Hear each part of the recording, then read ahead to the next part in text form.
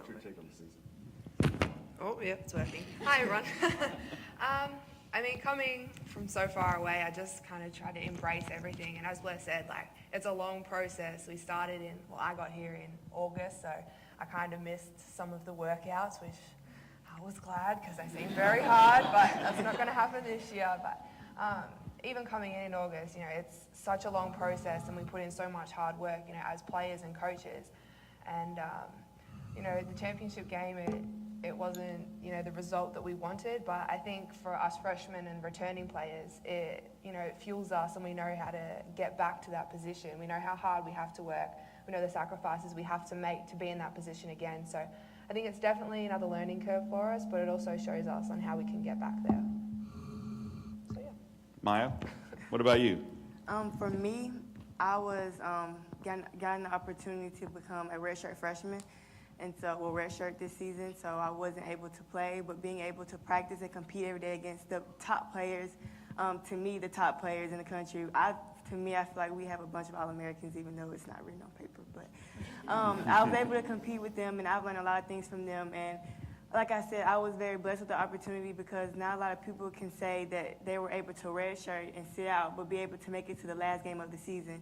And like I said, in practice, we competed every day. I learned a lot of things on the sideline, and now I know what it's going to take to actually win that game or to get back to that game because nothing is guaranteed. And so I just see the hard work that we put in and the hard work that I was able to look at my teammates and the hard work that they put in that what's going to take for me to grow as a player and also as a team to get back to that game. So it was a very hard season. I still feel like I was really a part of the team because of my role that I had to play in practice to be able to prepare them for the game. But I'm just very proud of my team, and I'm just glad I got the opportunity to learn from them and being able to sit on the sidelines and watch everything take place. So. Well, several of you guys mentioned practice, and I think that's a nice segue. We tend to see the end result, right? Where the stands, the stadium's filled with people cheering, and we maybe think about what you guys do as a 2-night-a-week sort of hobby, right? Because that's what it is for us. Talk some about the kind of you guys all mentioned the length of the season, and talk about the hard work that you put in and what sort of what drives you to do that. Because one of the reasons that we wanted to bring you guys here this afternoon is because we really wanted to celebrate you as not only athletes but as students, and the fact that you have to balance that type of work and that type of effort with also going to class and making really good grades, right? So talk about how, sort of what motivates you to get through the grueling practices, to get through the conditioning, and then still get up and go to class and be there and be present and be engaged. And let's start with Maya. Okay, with us, Coach, he always holds us accountable. I feel like that we always look at the bigger picture, even though it's kind of hard getting up the next morning, go to practice, and you're kind of dreading it. But we know that the hard work will pay off in the end, and just the bigger picture is so much better to get back to that game. So I just feel like we worked very hard, and we know what we were capable of, which was getting back to that game. So we just worked very hard and just put away our pain and just got through practice. So. I think, Coach Schaefer, he has such a high expectation that we do well in the classroom. So I think that expectation's on us, and he holds us accountable, which, is great because we are getting a free education, which is amazing. And, so we get to play a sport that we love as well. So I think we owe it not only to ourselves, but to him as well, and the community that, that we get this scholarship, that we give back and we give our best. So it definitely is hard at times, but it is such a blessing that, we have the opportunity to be able to do this, because not many people do. Like, I don't know how many universities are in America or how many athletes are on scholarship, but that's a lot. And it's not really a lot in the, big aspect of things. So I think it definitely is hard, but it's worth it. And as Maya said, our practices, they are really hard, but it is to get back to that, that end game. We're here to win, so we know what it takes, and Coach Schaefer definitely knows what it takes. He's been to the Final Four for the championship game for 2 years in a row, and I think that's an amazing achievement, but we still want to get back there. So we know we still have to work hard and we still got to put in and we still have to get back to that championship game, but also keep up our grades. I think we had 12 on the honour roll last semester. I think that's right. So I think that's not only a credit to, you know, our coaching staff, but also the athletes as well. So yeah. Yeah, Chloe made a really interesting comment. She said our education is free, but in an aspect, we work for that. So Yeah. we work really hard to get a free education. So I look at it as a job. I mean, basketball is a job for us. If you don't show up, you don't get your scholarship, you don't get paid, and you're not going to be on the team. So it's a dedication thing for us and a love for the sport, but also like you have to rely on people. And I think that's what I've learned as well. Like you have to rely on 14 people to come together. That's a lot of people who are willing to come together with the same mindset, the same goal, the same passion to want to get to this one goal, which is winning a national championship game. But back to the student athlete aspect of it, I feel like student really does come first because, you know, we wake up, we go to classes from 8 to 12 or 8 to 1 sometimes, and then we go straight from class to treatment and treatment to practice. We practice for 4 hours. It seems like we're at the gym all day. But we do that, and then by the time we get out, we have time to eat, and then we go to study hall. And sometimes people get out of study hall at 8, sometimes people stay there till 10. I mean, it's a full day. So, and then when you have games, we don't just show up, you know, an hour before the game. Like, we have to come up in the morning, we have shoot around, and then we have to eat 4 hours before the game. Then we come back, we do scout, which is where we go over the team that we're playing, their personnel. So we say what their players like to do, what they don't like to do, what they're comfortable with, what they're not comfortable with. And then, you know, we'll have maybe like an hour and a half to ourselves. We come back, get dressed. We're on the court an hour and 15 before the game, warming up, getting some shots up. So, you know, fans get to come maybe 30 minutes before the game, watch us warm up, enjoy that aspect of it. But it's not just a hour before for us. We really put in a lot of work that doesn't go like seen all the time, but that's part of it. That's part of college basketball, and I think that's what I have learned my 4 years here, just how much goes into it that a lot of people don't see, or that, you know, when people are recruiting you, they don't tell you about. And it has molded me into the person I am today, and I'm forever grateful for the opportunity. But I just think that being a student athlete has prepared me as a senior to go out into the real world and, you know, face any challenge, because if someone has to say, you know, are they going to be able to rely on me for a job? Well, I can say, you know, I did this for 4 years, and this is an everyday thing. I don't have the choice to show up or not. So I know I have that ingrained in me as a person, as a player, as a student athlete. So I have all the confidence in the world that my coaches have put me in the correct place to develop and become the young woman that I need to be in order to survive in the real world. So.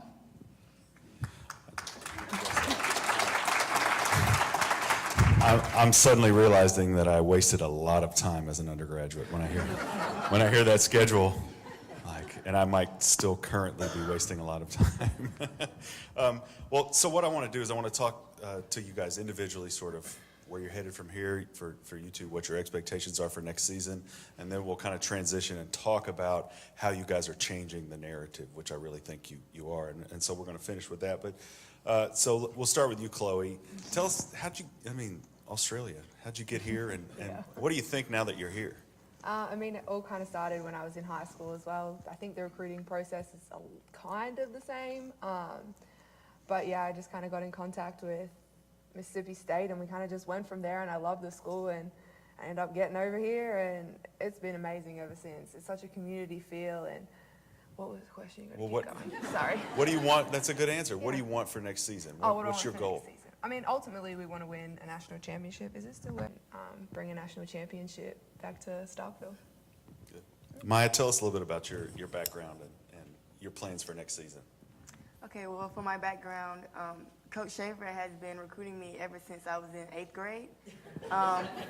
Yeah, and it wasn't a really hard choice to come to Mississippi State. It was really easy because I felt like the atmosphere here is amazing, the fans, and I saw what he was doing with the program, and I had a lot of trust into Coach Schaefer, and he's been really honest with me throughout the whole recruiting process because that can sometimes get very hectic, and coaches can kind of sell a dream or tell you things that you want to hear just to come to their school. But Coach Schaefer has been honest with me since the jump, and I'm just really glad I came here. But as far as next season, of course, like Chloe said, everybody wants to get back to that championship game, but it's going to take hard work, and we just take it day by day and try to grow as a team and improve on things that we need to improve on from the previous years, and just grow as a team mentally, physically, everything. So we're just going to work really hard and take it day by day, get better each day, and hold each other accountable for everything we do in practice, and just focusing on the little things. I feel like the little things will take you very far. And so I think that's what's going to be the real focus, and just being able to keep the mindset of that. We're trying to get back to that next game, and we're trying to do exactly what we did this year for next year, but actually win the game. But yeah, we're gonna work really hard. Blair, what's next for you, Blair? So I got accepted into graduate school at Texas A&M in their sports management program. So I'm really excited about that. I am starting in August. It's like August 27th. And then hopefully I have class Tuesday, Thursday. So I'm very confident that I'll get a part-time position at like the local TV station. I've been in contact with a few people just so that I can get my feet wet.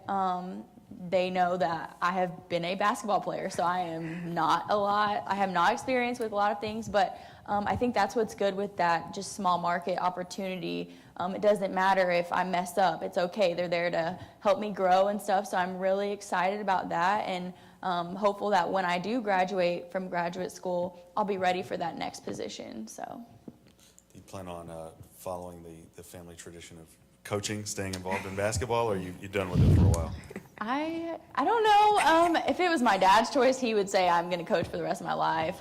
But I'm like, I see how much stress you're under all the time, and I'm really for that right now. So we'll see. I don't know. I really love, just sports, and I feel like I could stay connected with the basketball world through just TV broadcasting or finding a spot in that aspect. So I don't know. We'll see. We'll see where it leads. I feel like once I start a path, I'll go in the right direction of whatever God's purpose is for me. So Good.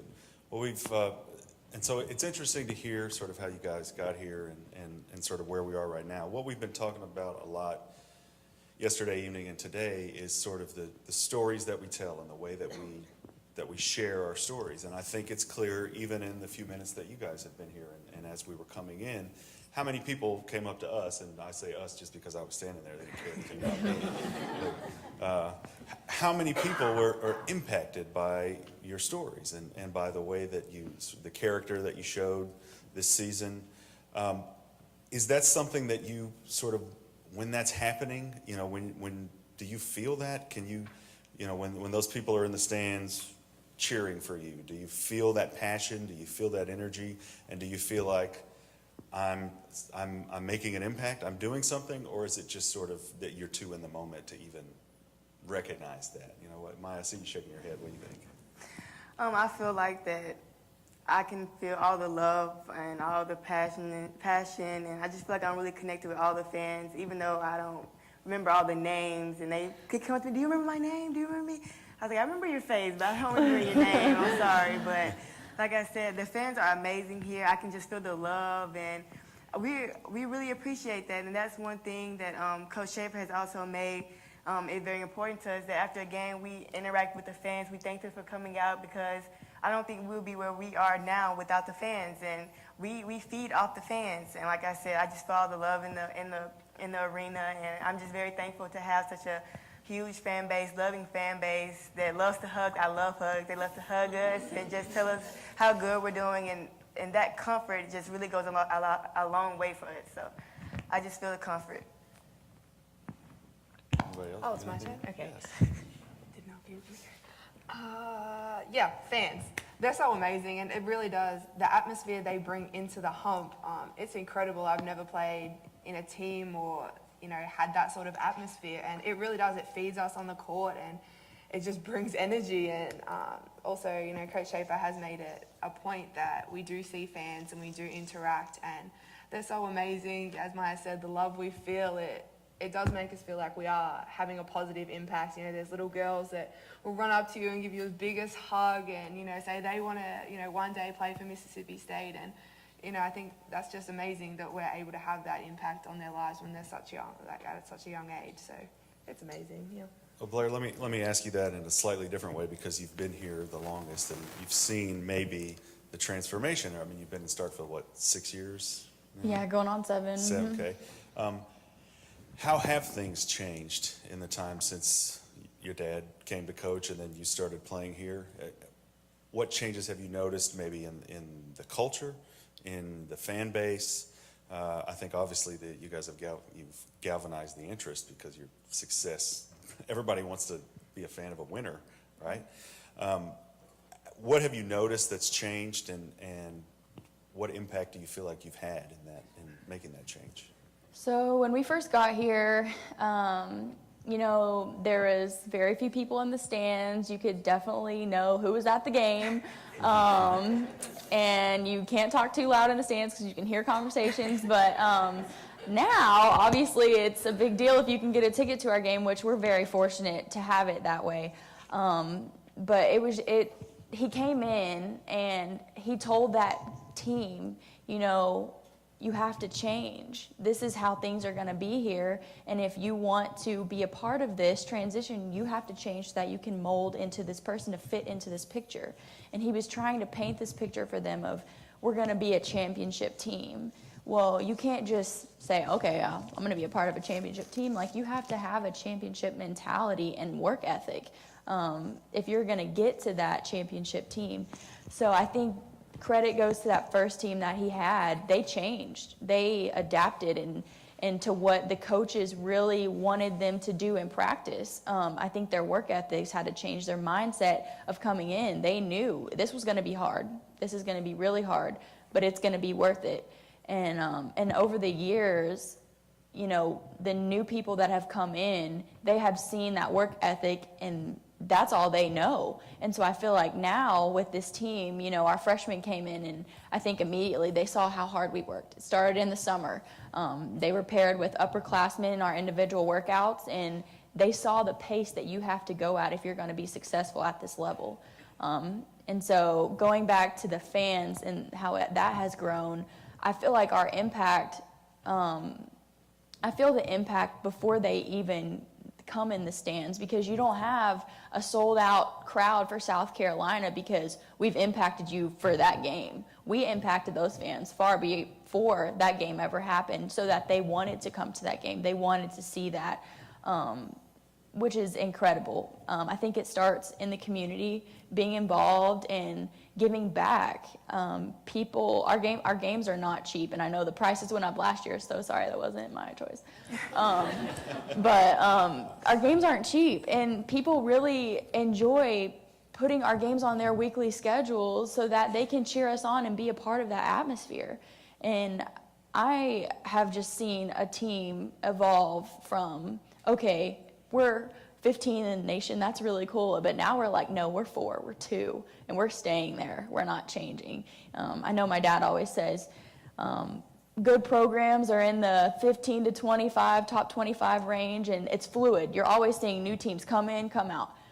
But those great teams, they stay in the top 10, and I feel like now that's what we have evolved into as a team, and our mindset is we're staying, we're not going anywhere, and if you're going to stay, that mindset has to stay, that mentality has to stay. So there's so much more that goes into wins and losses that people don't understand. So to be a part of that change and that movement for women's basketball to be such a big deal at Mississippi State, I am so fortunate, and just the fans, I can never thank them enough for the time that they have spent traveling and just spending money on us because they want us to know how loved we are. It's just a great place to be at. Mississippi State is such a great place to be at for that. Okay, could say it better than that, right? Well, and for those of you who are long-suffering Bulldogs, the expectation of a top 10 team, that's kind of a new feeling for us. That's rarefied air, right? And so we are now hooked on that and want more. I got one last question for each of you. It's a tiny question, which if any of my students are in the room, the small questions usually lead to the longest answers. So we'll have some time for that to breathe. We've talked a lot this weekend about telling stories and the power of narrative and the power of storytelling. And it's clear from the audience, it's clear from the success of the season, from the fan base and the way it's grown, that you guys are telling a powerful story, that you have a powerful message. And in the interest of team unity and looking at you guys as a unit, maybe sometimes your individual story gets lost. And so what I want you to leave us with is what's something you want people to know about you? What's your story? What is your unique role? And maybe you freshmen, you haven't written it yet. But when you wake up in the morning, you think something. This is what I'm about. This is what I want to do. So if you don't mind, tell us what that is. And Chloe, I want you to go first. I knew you were going to pick me first. I said Blair. That's what happens when you make eye contact. I'm trying to think of it. The story was really deep and wow. So, when I wake up in the morning, I have to go to the bathroom.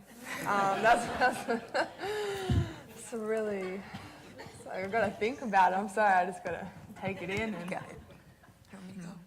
as I said, I still am writing my story. Blair, do you want to take it? Just let me think about it. Blair, take it. Come back to me. Okay. I promise I'll come with Okay. a great story. Hopefully I can transition to some ideas for them. Yeah. I know for me, over my 4 years, I went from coming in as a freshman to thinking, oh, I'm going to play all these minutes. No. So I had to grow.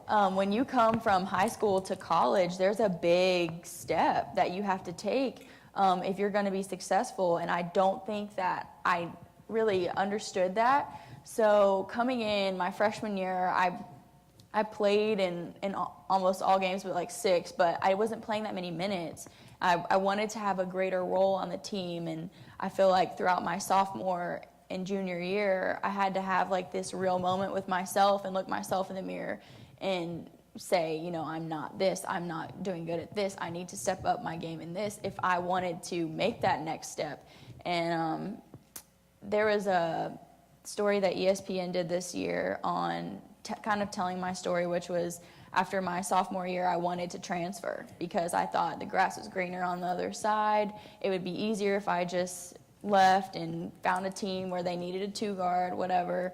But I didn't. I stayed and I worked at it. And I had this moment with my coaches, and they were telling me, if you want to be this player, if you want to be this impact player on our team, which you can be, you have to change mentally, physically, your work ethic, just that level that I was at, the speed that I was going in drills or whatever, it had to be better. And I feel like I really took that challenge on and faced it face to face, and was able to come my senior year, be a starter on the team, and average the most minutes on our team, which was crazy because I am the least athletic person on this team. But I feel like it really has a mirror image on my work ethic. I really try and just be the hardest worker because I know that it has to make up for athleticism that I don't have.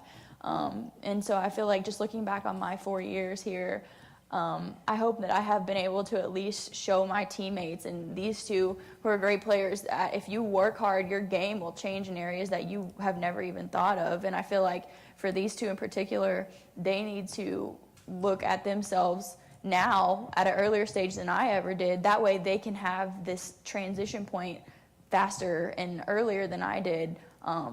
I feel like they can look at this year and be like, okay, we're losing these positions. What can I do to fill what they gave our team? And I feel like that will put them in a better position to play more minutes, to be a bigger impact on our team and the teams that will come in the next few years.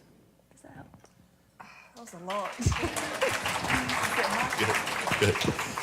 That was a really, really great little story, Blair. So yeah. But now we're going to go to Maya, and I'll go after. Maya, very briefly, Maya, when we do this again in 4 years, and we have you up here as a senior, What do you want us to say about you? I'm glad you asked the question again, because Blair talked for a long time, so I forgot it.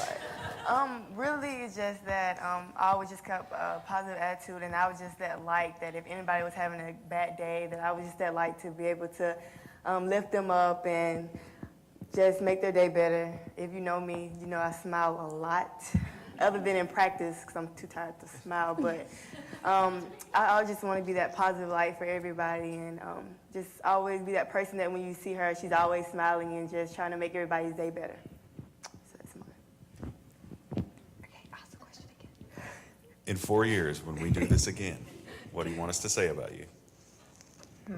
Okay, so 4 years.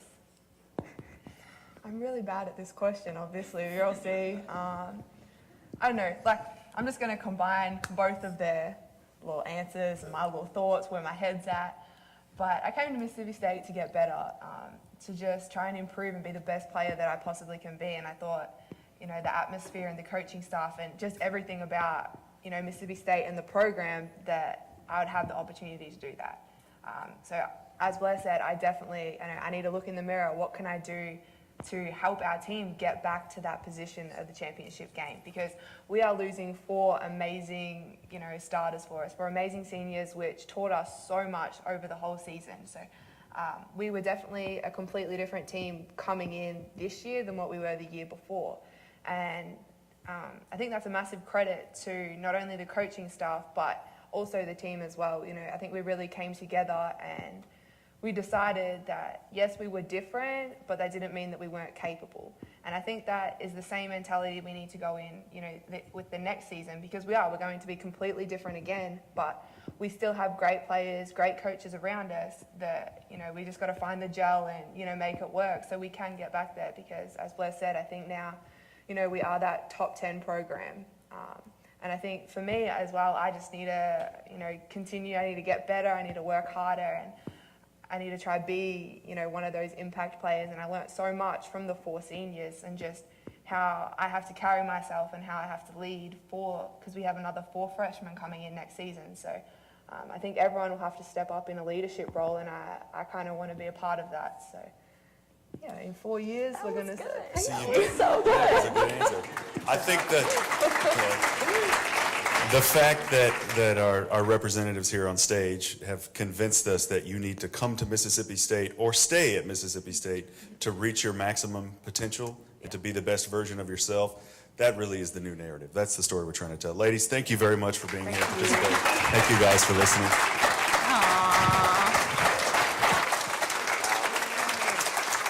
Turn the mic off. Mic signal.